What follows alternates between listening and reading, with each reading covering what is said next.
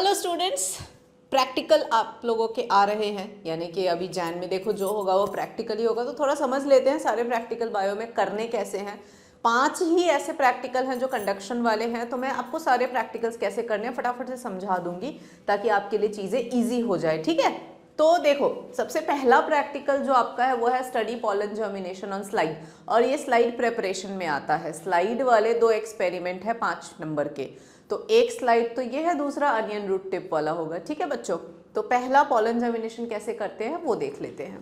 So for that देखो सबसे पहला जो हमारा एम है वो है to study pollen germination on a slide. आसान है। उसके बाद में आपको थोड़ा सा वाइवा से रिलेटेड, मतलब सिंस पॉलन जर्मिनेशन पढ़ते हो तो इसकी थियरी क्या है, तो पॉलिनेशन समझना है कि पॉलिनेशन जो होता है it's a important part of life cycle. जो प्लांट का लाइफ साइकिल का बहुत इंपॉर्टेंट पार्ट है, क्योंकि इसी से आगे फर्दर नेक्स्ट जनरेशन पूरा पॉलिनेशन पे डिपेंड करता है। तो पॉलिनेशन जो है वो पॉलन ग्रेन का ट्रांसफर है फ्रॉम एंथर टू स्टिग्मा। आप जानते हो ये चीज़ बच्चों। मीडिएटेड बाय बायोटिक और एबायोटिक मीन्स, यानी एजेंट्स ऑफ पॉलिनेशन जो है वो या तो विंड वाटर एबायोटिक हो सकते हैं या फिर जो बायोटिक पॉलिनेटर्स हैं यानी जो एनिमल्स होते हैं, और ये सारा है। तो वो बेसिक्स याद रखना है। फ्लावरिंग प्लांट्स में बच्चों the ovules are contained within the pistil।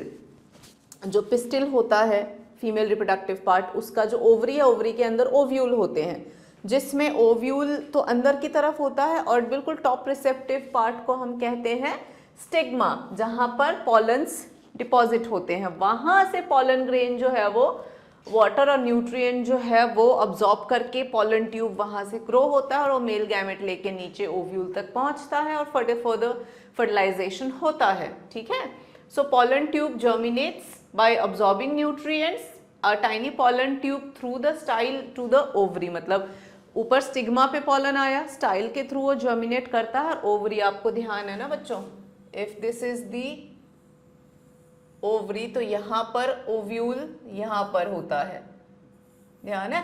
तो ये स्टिग्मा है जहाँ पर से पॉलन ट्यूब ऐसी, ये वाला पार्ट स्टाइल है, तो यहाँ से पॉलन ट्यूब जर्मिनेट करेगा करेगा करेगा और यहाँ अंदर ओव्यूल तक आएगा। दिस इज दी ओवरी, और ये अंदर वाला पार्ट जो है वो ओव्यूल होता है। तो ये है, तो पॉलन ट्यूब का ये जर्मिनेशन ही आपको यहाँ पढ़ना है। और पॉलन ग्रेन का स्ट्रक्चर आपको पता ही है। जेनरेटिव सेल जो है वो और वेजिटेटिव सेल, 2 सेल्स होते हैं ना पॉलन ग्रेन के मेनली, तो वो सेल्स भी फर्दर 2 मेल गैमेट्स इसी दौरान ही डिवाइड होते हैं। जब पॉलन ट्यूब जर्मिनेट होता है तो एक तरफ generative cell further 2 male gametes produce करता है। ये सब आप थियरी में पढ़ चुके हो, तो ये बेसिक थियरी है जो आपको आना चाहिए। क्यों ऐसा होता है? क्योंकि डबल फर्टिलाइजेशन एंजियोस्पर्म का जो है वो वेरी इंपॉर्टेंट, मतलब एक यूनिक फीचर होता है, जिसके अंदर ये है कि जो 2 मेल गैमेट्स जनरेटिव सेल बनाते हैं वो दोनों ही फ्यूज होते हैं इन द ओव्यूल, राइट। तो ये चीज है। तो कुछ ऐसा सा होता है, देखो बच्चों, ये पॉलन ग्रेन का स्ट्रक्चर है जहां ये जेनरेटिव सेल है और ये वेजिटेटिव सेल है जिसमें ये ट्यूब न्यूक्लियस होता है। तो जेनरेटिव सेल के अंदर ये जो न्यूक्लियस है फर्दर डिवाइड करता है और फर्दर एक मेल गैमेट और एक मेल न्यूक्लियस बनाता है।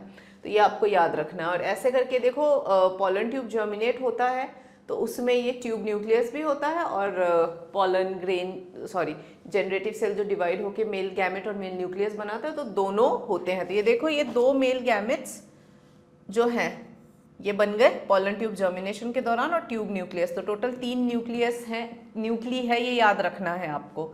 तो this is how pollen tube germinates and they carry the male gametes like this. तो ये डायग्राम बहुत इंपॉर्टेंट है, ये ध्यान रखना है आपको, ठीक है। और यही इतना ही जर्मिनेशन आपको दिखेगा जब आप स्लाइड बनाएंगे तो, ठीक है। तो ये है। इसके लिए मटेरियल्स रिक्वायर्ड क्या होंगे? मटेरियल्स रिक्वायर्ड जो होंगे वो एक तो फ्रेश मैच्योर फ्लावर होगा। बोरिक एसिड बहुत ज़रूरी है, क्योंकि जो बोरॉन होता है वो पॉलन ट्यूब जर्मिनेशन के लिए बहुत इंपॉर्टेंट होता है, फाइन, इसी की वजह से होता है। और ग्लास स्लाइड ऑब्वियसली हमें चाहिए, क्योंकि पॉलन्स को ग्लास स्लाइड पे ही डालना है। मैग्नीशियम सल्फेट, पोटेशियम नाइट्रेट, ये सब एडिशनल मेटल्स हैं जो रिक्वायर्ड होते हैं for germination of pollen tube. Sucrose nutrient provide करता है, तो इसके लिए बहुत ज़्यादा इंपॉर्टेंट सुक्रोस हो जाता है। और ड्रॉपर और glass rod and compound microscope. तो कोई बहुत ज़्यादा रिक्वायरमेंट तामझाम है नहीं, अपने को बस इन चीज़ों के साथ ये एक्सपेरिमेंट करना है, ठीक है। So this is the materials required. अब प्रोसीजर देख लेते हैं। तो प्रोसीजर में क्या है, सबसे पहले पॉलन जर्मिनेशन सोल्यूशन अपने को बनाना है, ठीक है।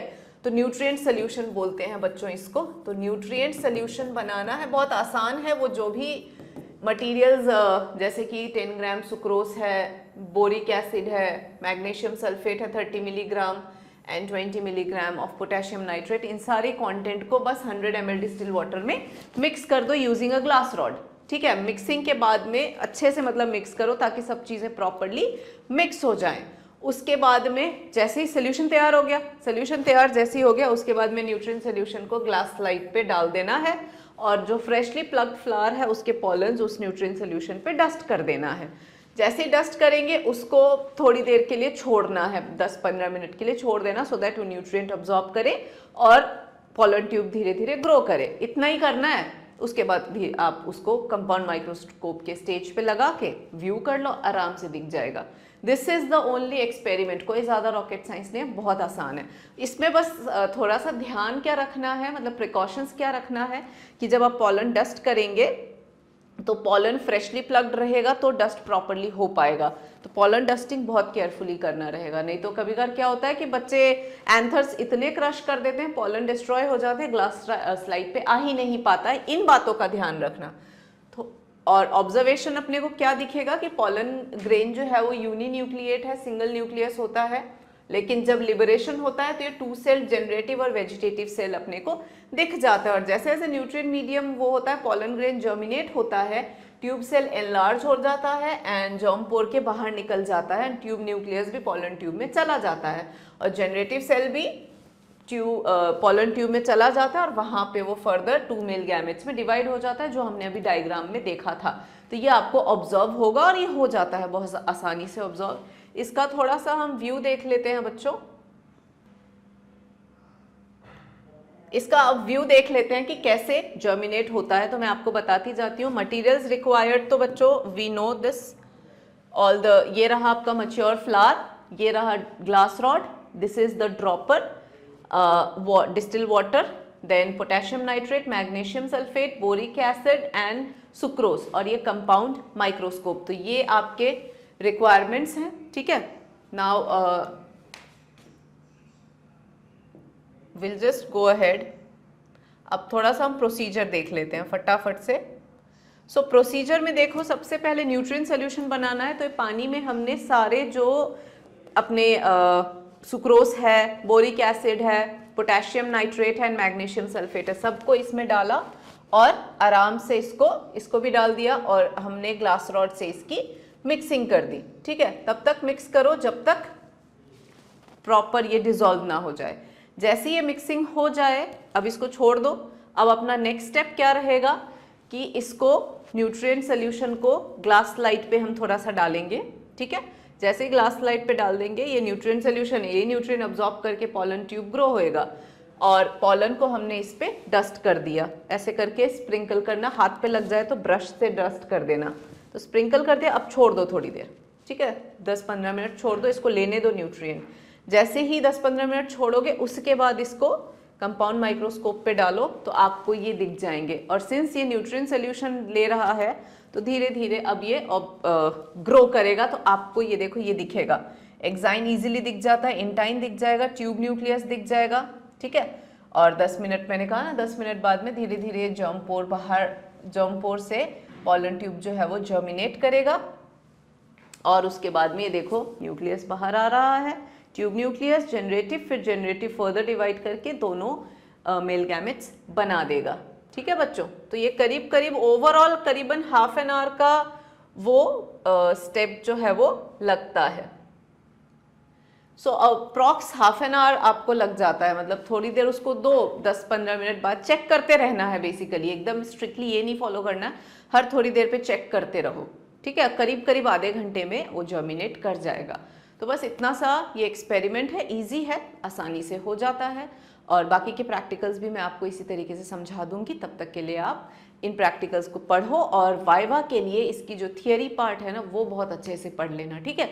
जो क्वेश्चन है कि न्यूट्रिएंट सोल्यूशन में क्या डाला गया, कैसे न्यूट्रिएंट सोल्यूशन बनाओगे, न्यूट्रिएंट सोल्यूशन में सुक्रोज का क्या रोल है, बोरिक एसिड का क्या रोल है, इस तरह से क्वेश्चंस वाइवा में वो पूछेंगे। Generative cell, vegetative cell, pollen tube में कितने न्यूक्लिय होते हैं, ऐसे सारे क्वेश्चंस जो हैं वो वाइवा में बनते हैं। तो वाइवा के लिए तैयार हो जाना, याद रखना वाइवा कॉन्फिडेंटली देना है। वाइवा में अगर गड़बड़ हुई ना तो दिक्कत आ जाएगी बच्चों।